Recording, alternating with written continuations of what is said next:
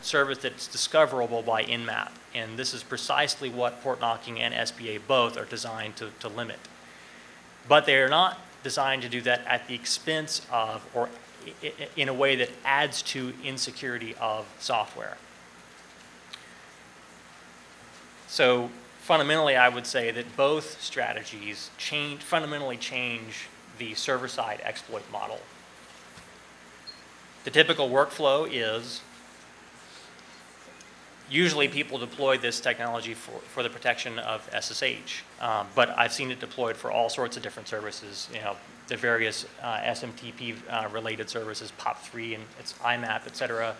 Anything that relies on a relatively long-running connection, and this can even apply to HTTP these days as HTTP moves to more persistent connections. But the typical workflow is they've got the service they want to protect.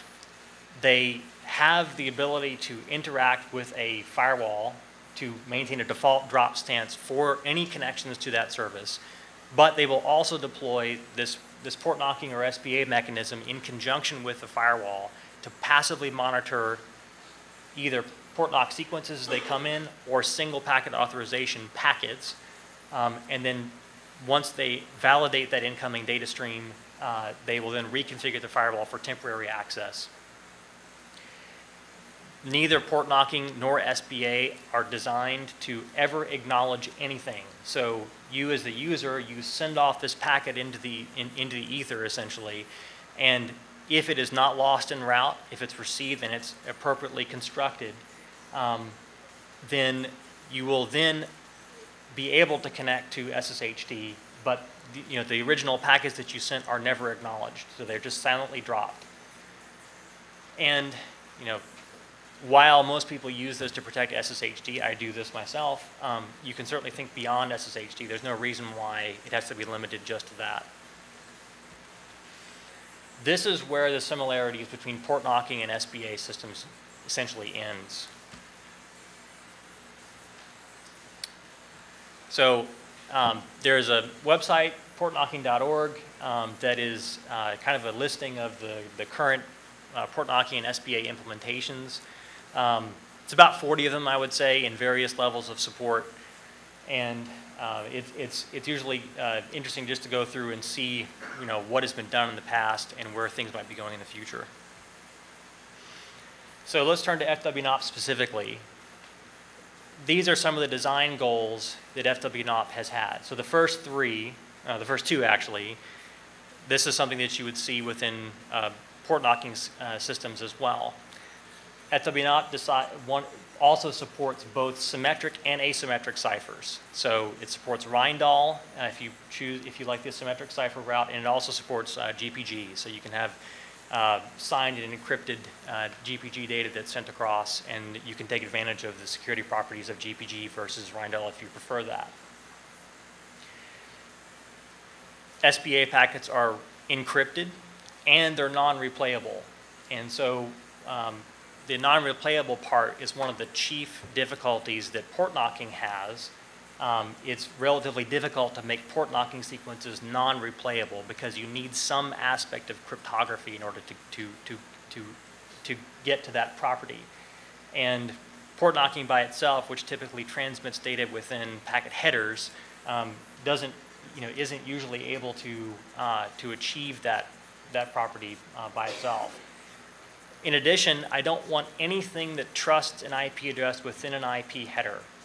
So, if there's it would become relatively easy to man in the middle a port knocking implementation, just if that implementation chooses to trust the source IP of the sequence. So if you've got a daemon out there that is parsing a firewall log and seeing this port knocking sequence come across the wire, and saying, okay, I saw the connections to these following ports, therefore I know that person actually wants access to SSHD. Well, if that implementation trusts the IP address in the IP header, that is totally unauthenticated information and could have been changed by someone who has access to man in the middle of those incoming packets. Single packet authorization does not work that way. It is designed to encrypt the IP address along with several other pieces of information within a payload, and will only reconfigure the local firewall for the IP address that's actually included within that payload, which means that it must be decrypted properly in order for whoever sent that packet to actually gain the access. I like the SPA implementation to be portable to embedded devices. So to me, this means that I don't want a heavyweight interpreted language. In many cases, a lot of people, if they're running a lightweight firewall gateway device, bordering two networks, they don't even want Perl or Python installed at all. So they will only deploy the absolute minimum system libraries and user space code and cut down kernel configurations in order to actually provide filtering for those networks and nothing else. So I would like the FWNOT project to be able to fall within that paradigm.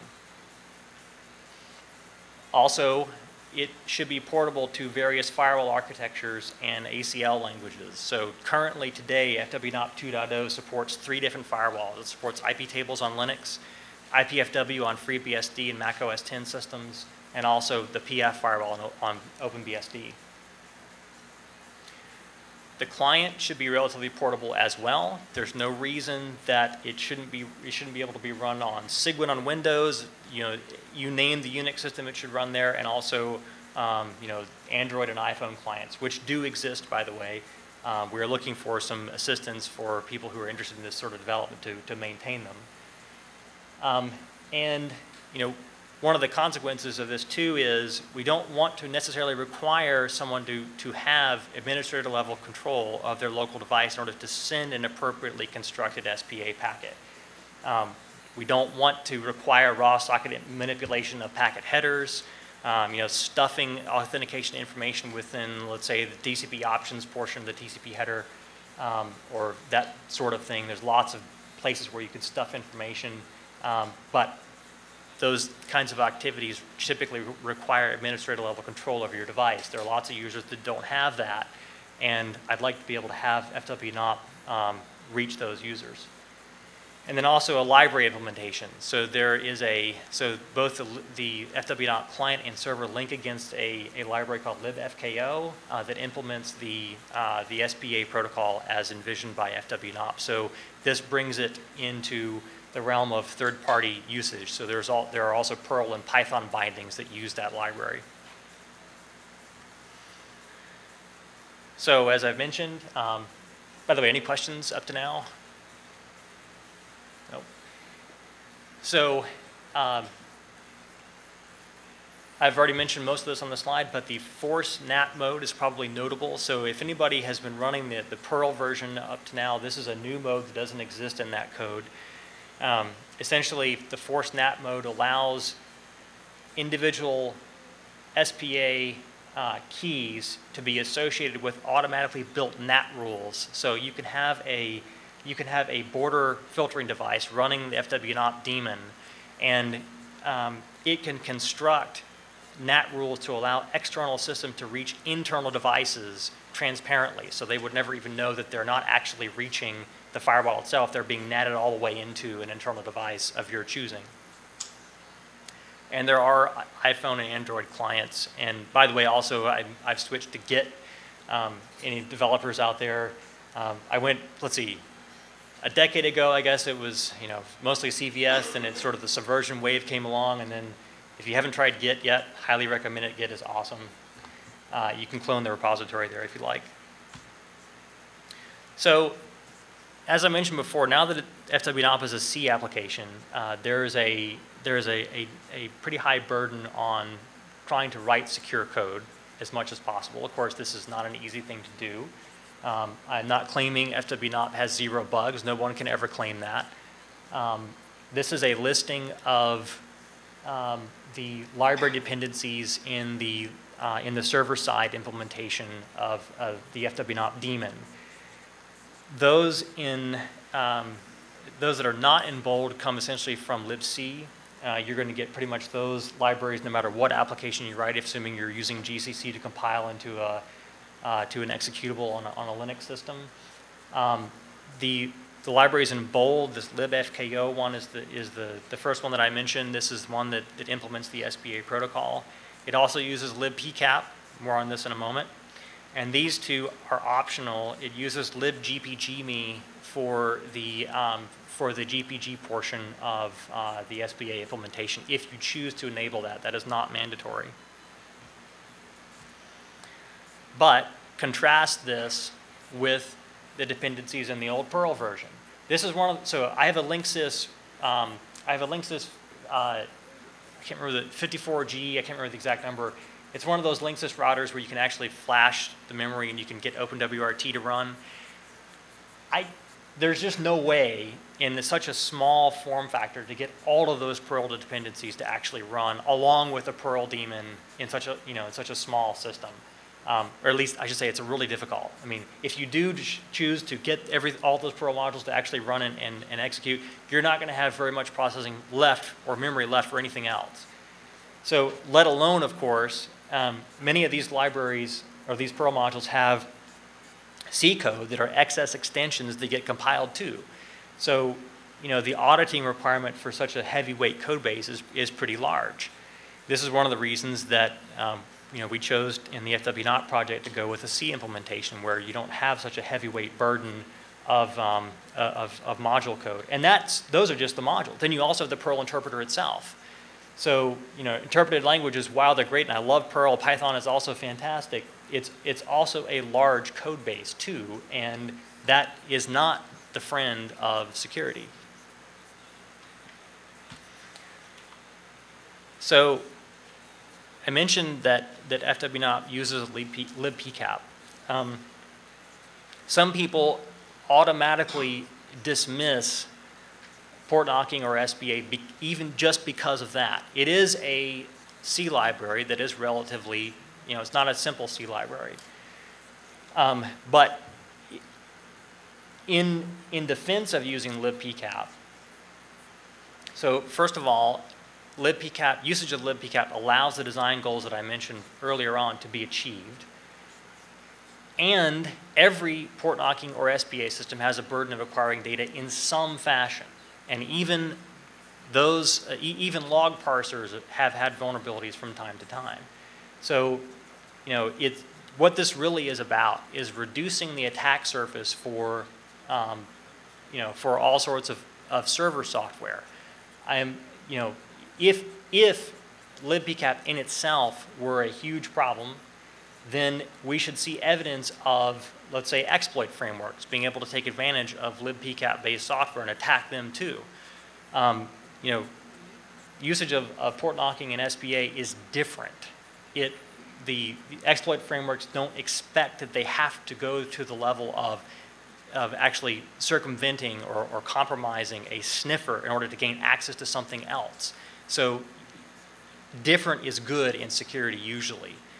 But we can certainly ask the question, what is Metasploit doing about exploiting libpcap-based software? Well, it certainly does have some exploits for snort. There was a DC RPC vulnerability from 2007. Before that, there was a vulnerability in the backdoor for a preprocessor. These have long since been fixed. Wireshark, there's several exploits for various decoders in Wireshark. Generally, however, Metasploit is not exploiting libpcap itself. It's exploiting the code that's layered on top of libpcap. And also, if you search the National Vulnerability Database, there are some vulnerabilities in libpcap that have been fixed over time, but the vast majority of them are in the complex software that rides on top of it. So, to me, that indicates that there at least is some room for usage of libpcap with a simplistic user space implementation on top of that. And more about this in a moment.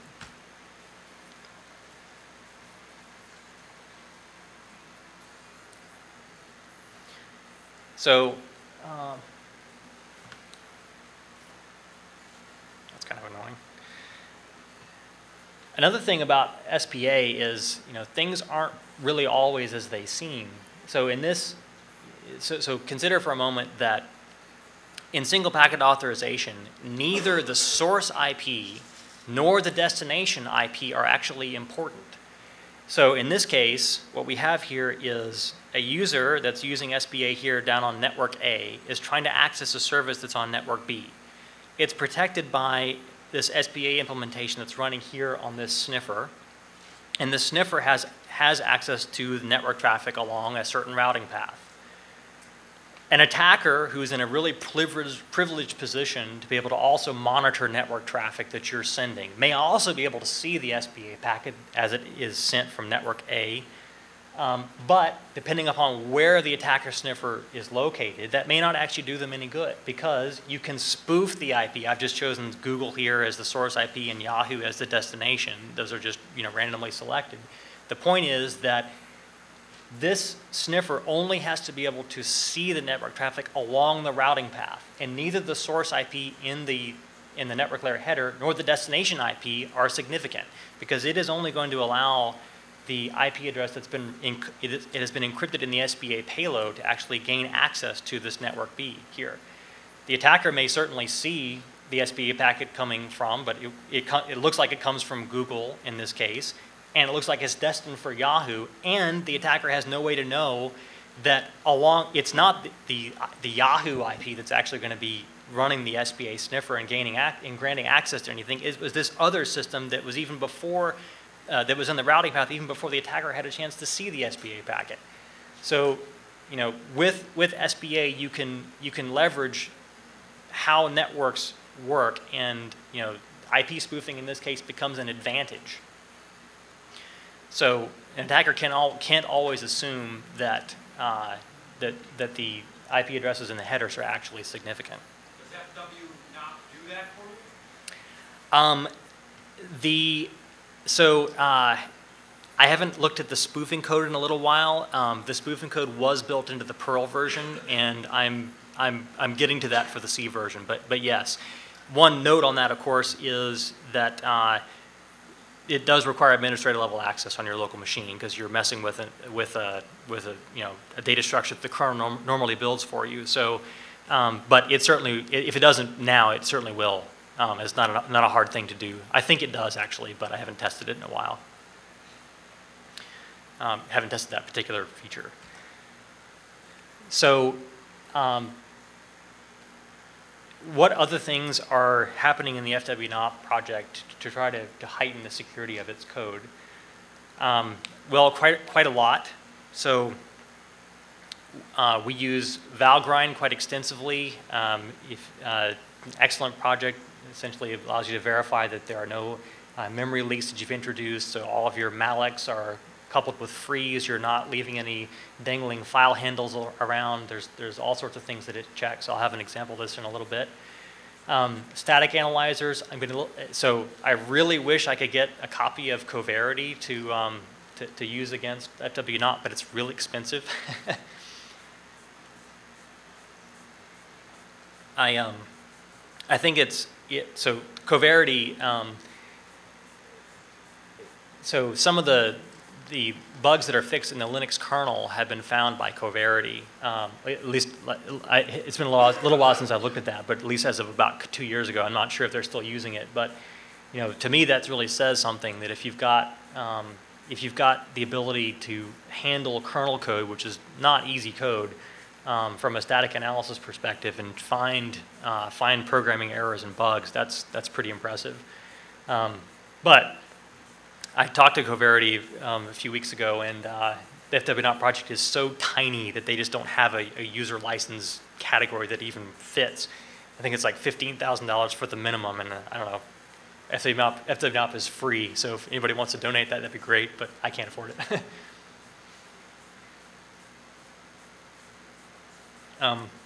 There are, of course, a lot of compile time security options that can be enabled, and FWNOT checks for these and make sure that they are enabled on in your local installation. Automated testing is a big piece. So in the original Perl version of FWNOT, there was a test suite, and I kind of got really interested in writing test suites, so I ported that over to the C version, but I'm trying to be a lot more ambitious with what it's checking. So automated function coverage support has been added that uses some extensions that GCC provides.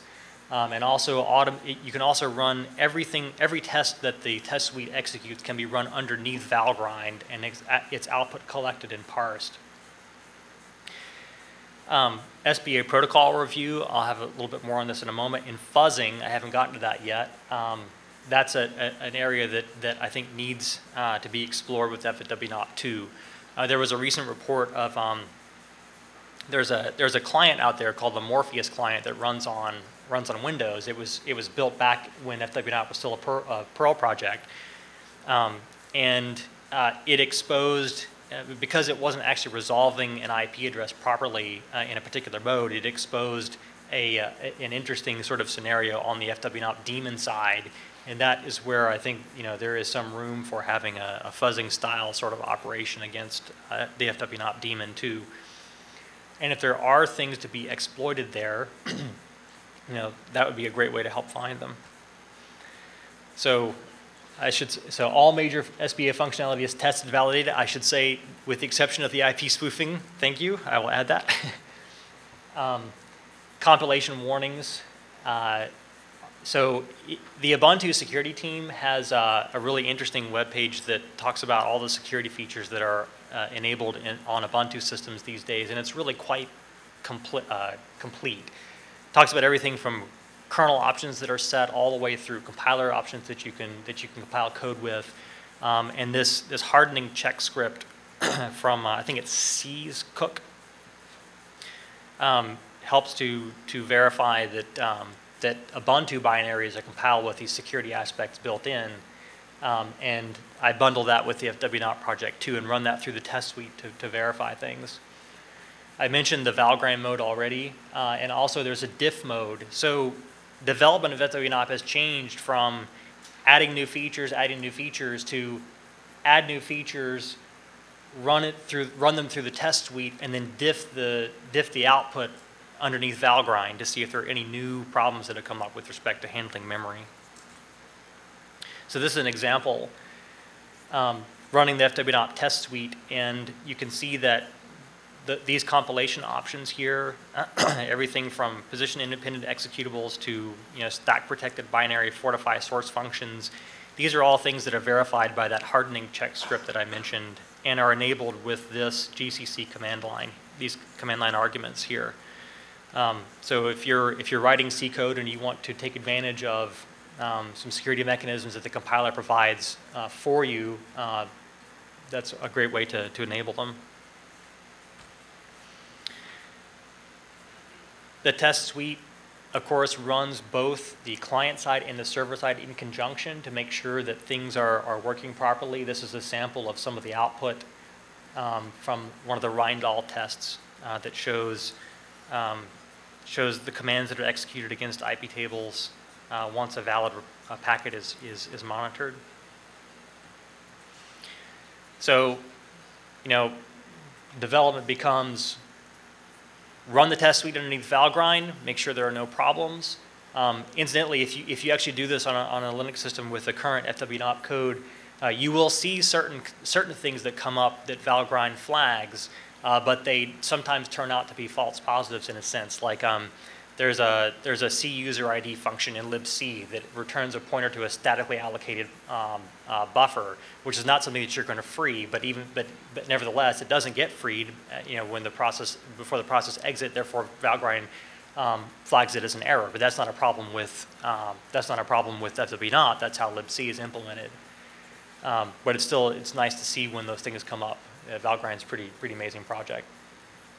But enable Valgrind with the first test run, add a bunch of code before committing it, run it again through the test suite and diff the results. And if at any point there's a problem that's been flagged by Valgrind, you'll see that come up within that diff, and then that can be fixed before committing. So here's an example. So FWNOT right now, I mentioned it uses either symmetric cipher, Rindall specifically, or any of the ciphers offered by GNU-BG. This is going to be extended to include an HMAC, and I'll have more on this in a moment. But in some of this crypto work has been in this crypto update branch, which I haven't merged back to master yet.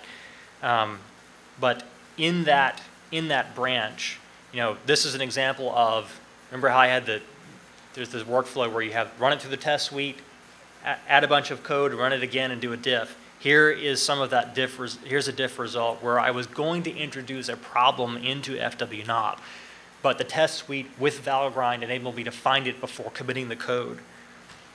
So once that had been flagged by Valgrind, I was able to add this fix before commit, and therefore that was never introduced into the FWNOT code base as a problem. So if you're writing security-based software, I highly recommend that as a strategy for detecting when there are problems coming up. So one criticism of FWNOT currently is that it does not include an HMAC. So HMAC stands for hash message authentication code. This is going to be released in FWNOT 2.2, which will come up in a couple of months probably.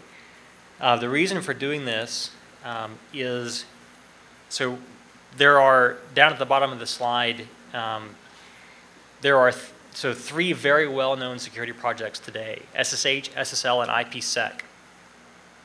So they all offer message authentication as a part of their implementations. That is cryptographically strong message authentication.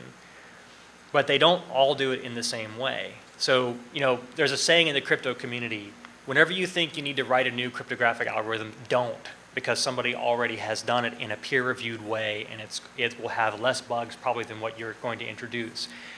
I think that's a very important principle. Certainly want to leverage good work that's been done before, but there's no general, the crypto world is huge. So you still have, as a designer of secure software, you still have a burden to select different algorithms and putting them together, even though you're using a well-known implementation, but putting them together in a way that does result in certain security properties being met. So at the bottom there, IPsec gives you these two really, really nice security properties. So this integrity of the ciphertext, and also ciphertext indistinguishability underneath an adaptive chosen ciphertext attack. IPsec is provably achieves both of those goals, and FWNOT will also, as soon as it has support for this HMAC, SHA-256 that I mentioned.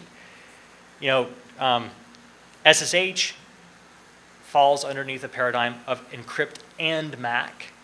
SSL is MAC then encrypt, and IPsec is encrypt then MAC. So each one of these has an important implication with respect to these ciphertext or these cryptographic properties that you want to achieve. If you read Bruce Schneier, Schneier says that the natural order is MAC then encrypt.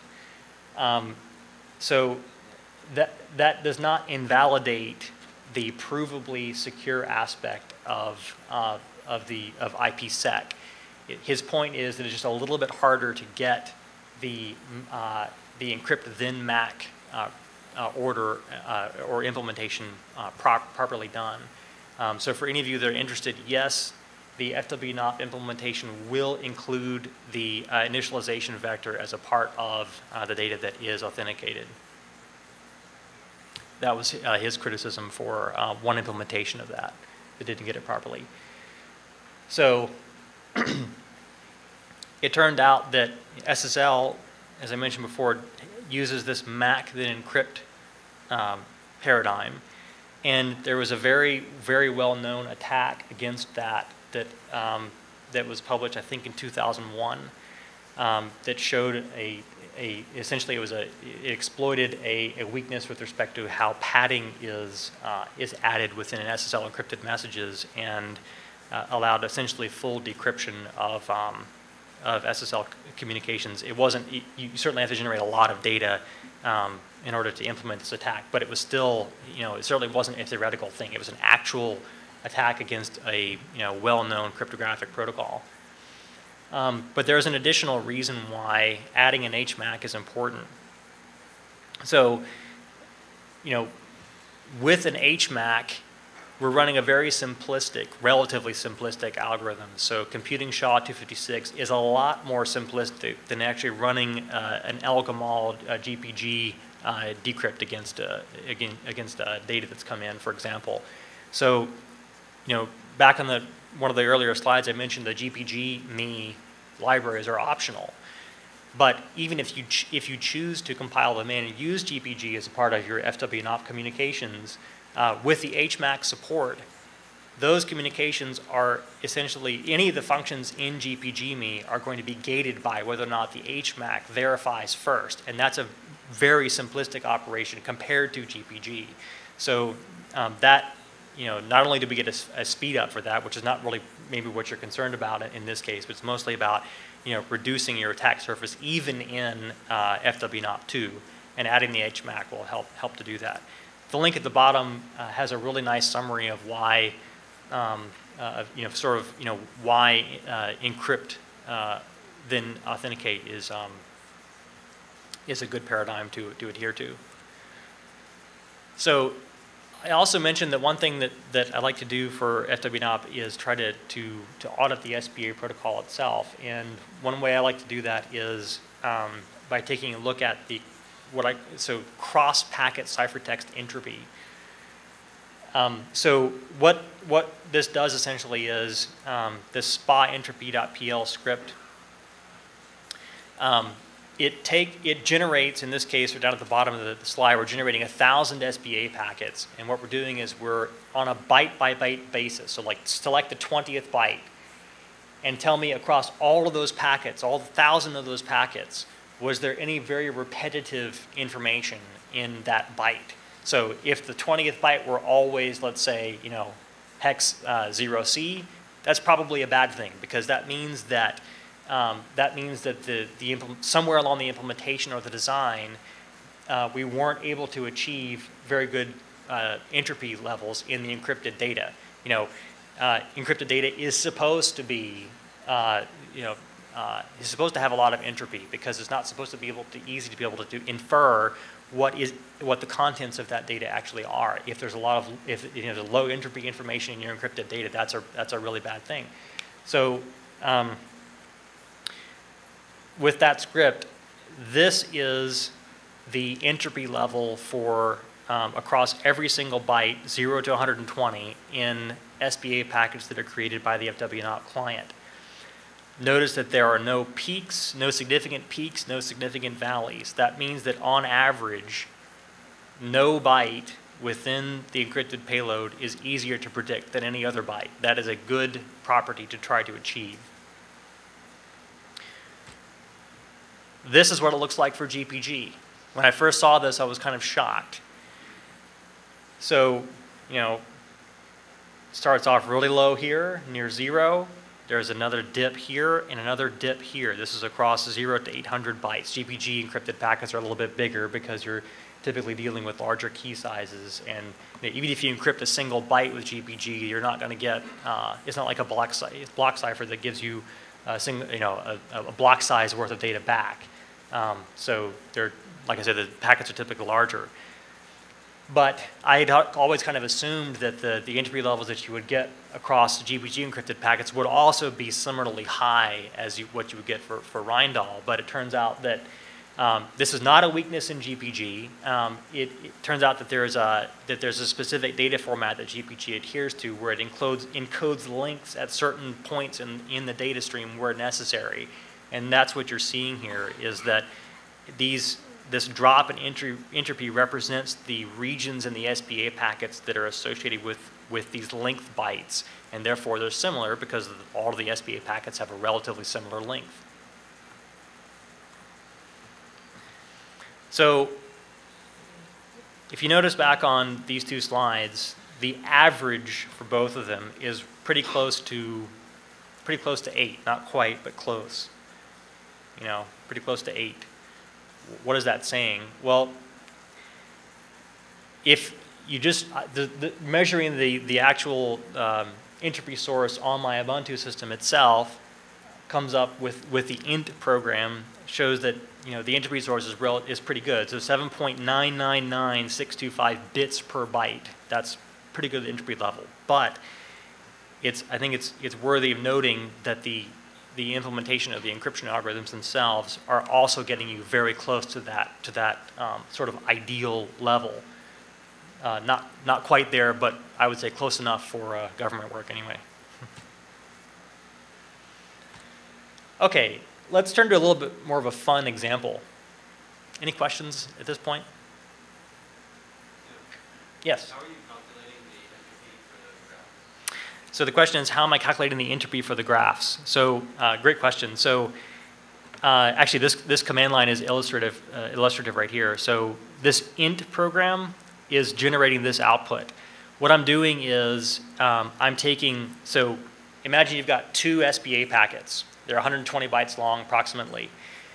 I generate the packets. I then take a slice of each byte. So the first byte of each packet, I will take the byte from the first packet and the byte value from the second packet and feed that to the int program.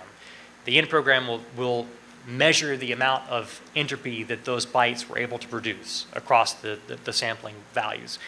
So just iterate over that. So that's why you see in these graphs. That's why you see bytes 0 all the way through 800 for the GPG ones. Each one of these dots represents the amount of entropy at that byte position across all 1,000 packets. So again, if there were a problem or something that should be looked at, then you would expect that the entropy would be lower, and that would show up as a dip, as you see here in this GPG graph, across those 1,000 packets. So incidentally, I mean, that technique can probably be applied to other protocols too. I'm not sure if that's been done before. I know I think there's a technique called the Kullback-Leibler divergence, and this might be a variation of that, I don't know. But anyway, that's how it was calculated.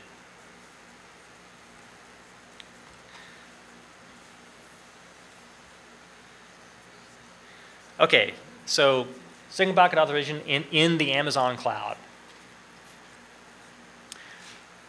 Amazon Web Services is really interesting, I think.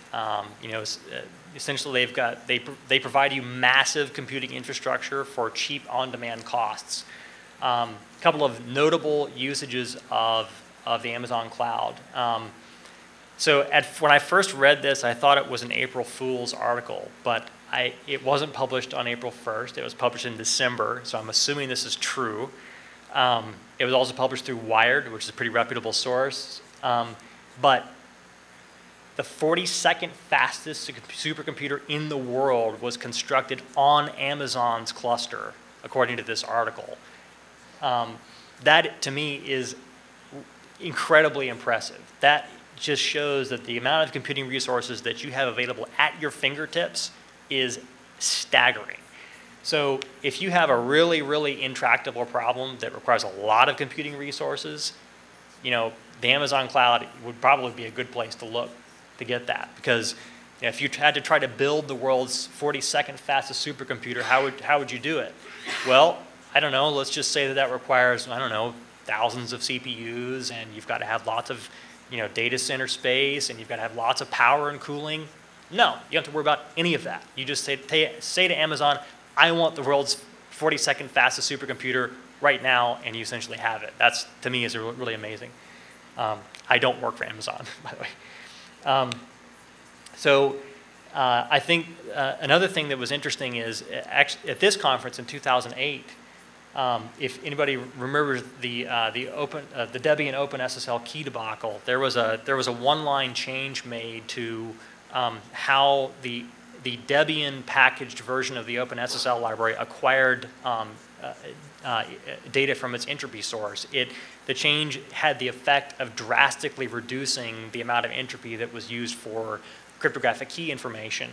And so what the researchers did, and this is a link to their presentation, is they used the EC2, the Amazon EC2 cluster to go ahead and calculate all possible essentially a database of all of the possible keys that could have been resulted from this lowered entropy calculation on Debian systems.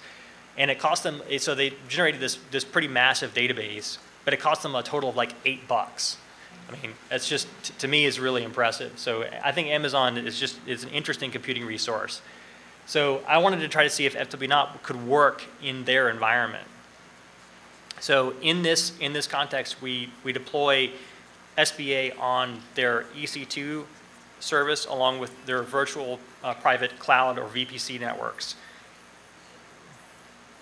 So essentially, you have this Amazon VPC, virtual private cloud, where you provision as many systems as you need to get whatever job done you want, and you can access them over the internet through what Amazon calls its Elastic IP service. So you associate Elastic IPs with internal systems in this VPC cloud. So this, to me, was kind of one of the perfect SBA use cases. Earlier this year, there was a serious vulnerability announced in Microsoft's RDP service. And this was assigned CVE 2012-002. Essentially, full remote code execution potential, although currently, as far as I know, Metasploit has the ability to execute a DOS against RDP that is vulnerable, but not get you actual full remote code execution. But it certainly, I'm sure, exists. So I wanted to see if there was a way to protect RDP services behind an SBA daemon. There's a couple of problems with that. First of all, Amazon has their own filtering devices, which aren't going to run the FWNOT daemon. And secondly, FWNOT does not support a Windows firewall. So there is a solution to that. And essentially, what you can do is you can use an internal Ubuntu system as a jump host using the NAT capabilities in FWNOT to send connections from an external system through that Ubuntu system to reach other internal Windows machines or any other machine that you like. And it also changes the normal Amazon usage model for associating Elastic IPs with internal systems. You only need a single Elastic IP associated with that internal Ubuntu system, and it functions essentially as your internal gateway to augment the NAT model that Amazon provides. So this is probably not legible, but this is a screenshot. What essentially you can do is you essentially have a very permissive VPC filtering policy that allows all sorts of connections, SSH, RDP, whatever, into that Ubuntu system. But remember that SBA assumes that you're running a default drop packet filter. So you're essentially telling Amazon you want to allow connections to that internal system, but you're also running IP tables on that device too. So you're still filtering that traffic. It's just that I can't integrate FWNOT into this filtering device. So what you do from your home network, let's say, is you generate this SBA packet, which is, according to Amazon's filter, is allowed through. It hits the Ubuntu system, and then the FWNOT daemon running on that system allows an RDP connection, which will also be initiated from the home network, to be natted through to this internal Windows machine. So this is an example of the FWNOT command line that allows that to work. Just a couple things to note here. This IP is the IP of the Windows machine running RDP. RDP runs on this port, 3389. I'm telling FWNOT to send an SBA packet over port 53. People like to just completely allow source and destination port 53 through because they know that they don't want to mess with DNS. And then what we're actually going to allow is now what looks to be a web connection through. And once this SBA packet has been sent and the FWNOT daemon monitors it, Then you can make an RDesktop, this is from Ubuntu, an RDP connection to, this is the external elastic IP that was associated with that Ubuntu system. Make an RDP connection over port 80, which is now being NATed through internally to port 3389 on the Windows system. I'm going to rush through this a little bit. There's a couple of things that need to be configured on the FWNOT configuration. But essentially, this is a screenshot that shows it working. Sorry, I can't demo this. But this is the FWNOT command line, the client window here where I'm executing the client. I provide the encryption key. SPA packet is sent.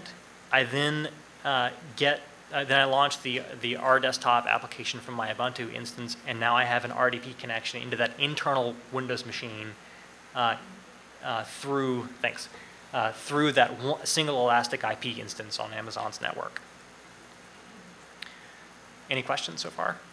Within the SPA packet, it's being told what service to allow? Yes. The client submits the SPA packet. Within the encrypted packet is the command to tell it which service I want to start. So he's asking, in the encrypted payload of the SPA packet, am I telling it what service I want to allow? And the answer to that is yes. I'm not actually sending a command in the sense that I'm not telling it the specific IP tables commands or the specific IPFW commands to execute. It has a representation for what network access should be allowed, so what IP address should be allowed, what port and protocol, and you can have multiples of these things. And then the FWNOT daemon reconfigures the firewall according to its understanding of the underlying filtering device to allow that access. Have you or anyone else created a client, like a Mozilla Plugin, to allow to submit the packet? A Mozilla plugin for generating SPA packets. Or any client plugin? That's a great question. No one has done a Mozilla plugin as far as I know. That would be a great thing to add. Someone has written a web proxy that interfaces, so essentially it's a PHP SSL encrypted web proxy. So if you don't have the FWNOT command binary on your local system, you can use your web browser this proxy and have it generate an SPA packet for you to whatever external system. And of course, remember that the actual IP addresses are all in the SPA packet itself. So you just tell it what IP you want to allow, and then the access will be allowed. SSL plugin would be great. I mean, a Mozilla plugin would be great. So I'm running out of time here. So maybe just one more minute. Here are a few of the things. If you have iPhone development experience and you would like to get involved in the FWNOT project, please let me know. We're looking for a maintainer of that. There are lots of things that you can do to make the FWNOT protocol perhaps more efficient. A packed binary protocol would be nice. And also playing tricks with various applications. There's, single packet authorization kind of implies that you can't use TCP in a sense, right? I mean, you don't want to require that you have to run a server in order to get this kind of information across the wire. Having said that, DNS and others, you could still see, I think, interesting applications of the principle of a lightweight cryptographic layer hardening other services that may have a larger attack surface. And that's the general point of both port knocking and SPA. So with that, thank you very much.